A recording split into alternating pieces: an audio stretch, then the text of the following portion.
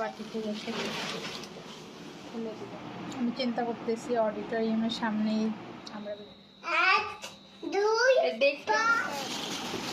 আমরা নিয়ে আসছি। আমরাগুলো এত বড় বড় যে আগের দিন খেয়ে অনেক ভালো লাগছে, মিষ্টি অনেক। এটা হচ্ছে বেদানা, আমি বলি বেদনা। কলা নিয়ে আসছে, এটা কাঁচা কলা, লাল শাক, আর এই যে কচুরের জন্য বেগুন নিয়ে আসছে। এটা আমাদের কাছে মাসিক বাজার হয়ে গেছে, প্রচুর দরকার হয়। একটা মজার ব্যাপার হচ্ছে এই বড়গুলো নিয়ে আসছে পানি ভরে খেলা করার জন্য, আর ছোটগুলো খোলাই খোলাই খেলা করবে। বাবা ওটা এখন খুলো না, মম খুলে দিব। রোদেলা কি খাবে? রোদেলা বেদানা খাও। কি খাবে বলো? দেখাই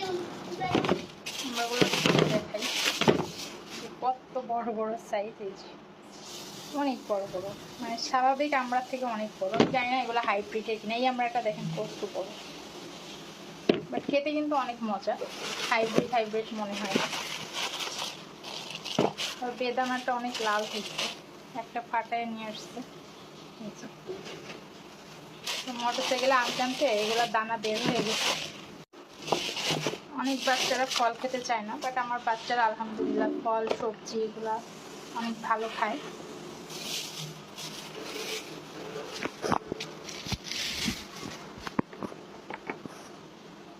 এগুলো ফাটানো তো, এগুলো আলাদা বাটি থেকে খুলে দিব না।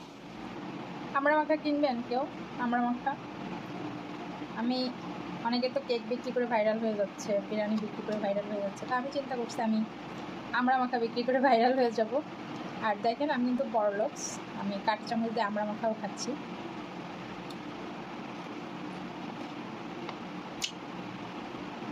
আমড়াটা এত মিষ্টি, মানে আগের দিন আনার পরে খেয়ে দেখে অনেক মিষ্টি, তো ভালো লাগছে, আবার নিয়ে আসছে।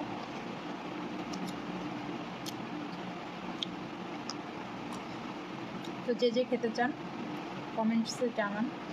আর আমরা বিজনেস করলে লাভ হবে না লস হবে এটা জানেন। আমি চিন্তা করতেছি অডিটোরিয়ামের সামনেই আমরা বিক্রি করবো।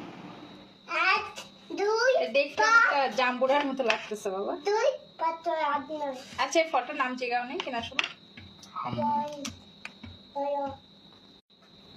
এই ফলটা অনেকবার খাওয়া হয়ে গেছে, বাট আজকে আমি যাবো আম্মা। হ্যাঁ আমি যাবো অবশ্যই। নাম বলছে হাম্মাম। এই মম। হ্যাঁ এই মম, এই ফলের নাম এই মম।